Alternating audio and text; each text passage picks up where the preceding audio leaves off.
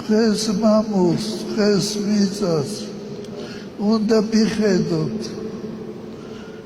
ხელიდან გვეცლება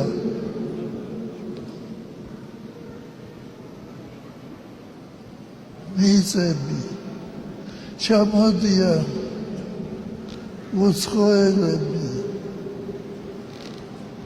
და ყიდულობენ სახლებსა და სახლდებიან ჩვენ სოფლებში და ქალაქებში.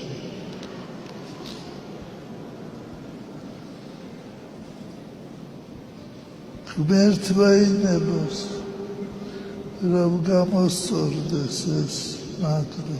ამინ. გეძლებათ როცა გურთხება, რომ მთელ საქართველოში